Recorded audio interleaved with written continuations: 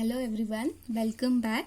So in this video we are going to study secondary pollutants. As already I have told what are the secondary pollutants. So these are not directly introduced in the air, but these are formed by chemical or photochemical reactions. Okay, so secondary air pollutants examples are ozone and pan. So this is for your syllabus, ozone. So let us study what is ozone. So ozone is 3 molecules of oxygen, that is O3.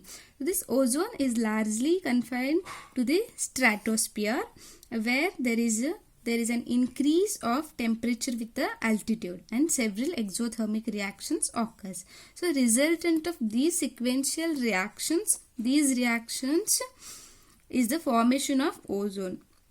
Okay, see here, so oxygen molecule is there that is going to form oxygen atom, and then this oxygen atom again it reacts with the oxygen molecule to form O3, that is ozone.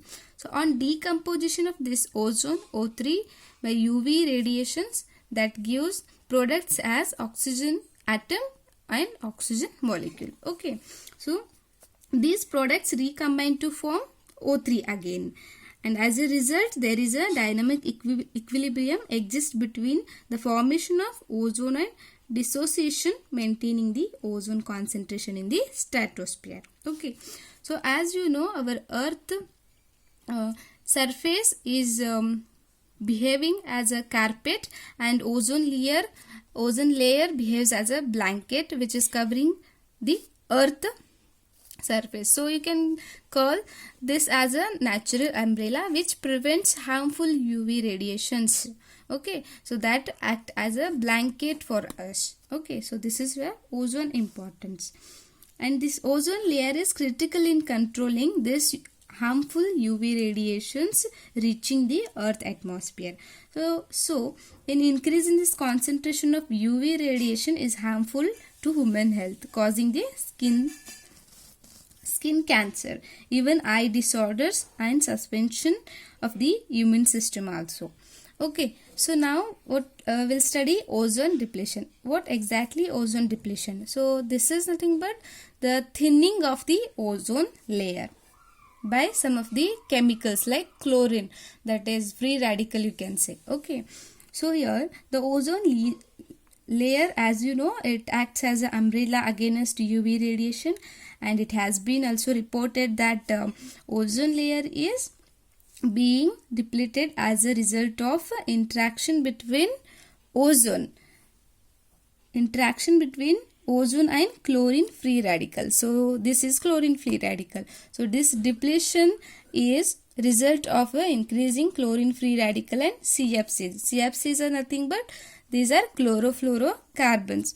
So these chlorofluorocarbons are non-toxic in nature, carcinogenic and non-combustible and volatile, and it can easily liquefy. So this is having so much of good features in it.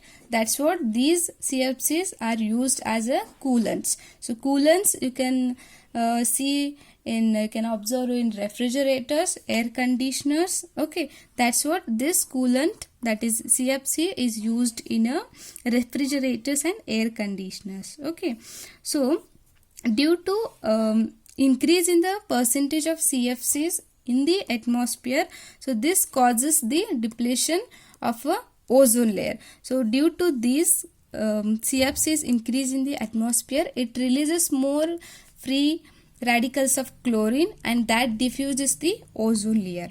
Okay, here so this UV radiation causes their ozone degradation, and the process is extremely reactive, that chlorine free radicals are released more and more. Okay, so let us study how stepwise it is going to take place. Okay, so this is chlorofluorocarbon CFC on decomposition with the UV, that gives CF3Cl along with that free radical of chlorine. So this is chlorine free radical, and this chlorine free radical catalyzes the degradation of ozone. So this free radical diffuses this ozone layer and forms this ClO free radical along with the oxygen gas liberation. Again this will react with the oxygen atom and again forms chlorine radical along with the oxygen gas liberation, and again this chlorine free radical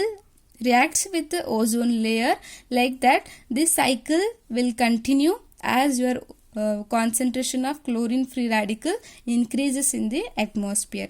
So this combined effect of these two reactions is nothing but removal of this O3. See here, just combined reaction, just balance this chlorine free radical, and here this. So common term will go, you left with O3 plus oxygen molecule and 2 oxygen. So the total conclusion you can give, that is ozone molecule plus another oxygen atom combines and it forms the oxygen gas. Here the ozone is getting thinner and that has been converted into oxygen gas. So like this the ozone is getting thinner and thinner day by day.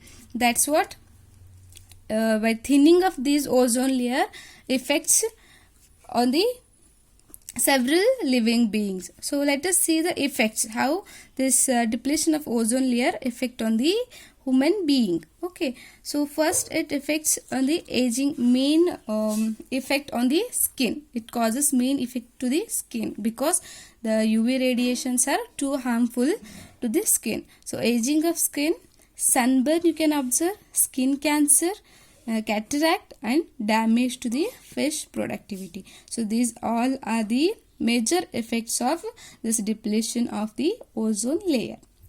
Thank you.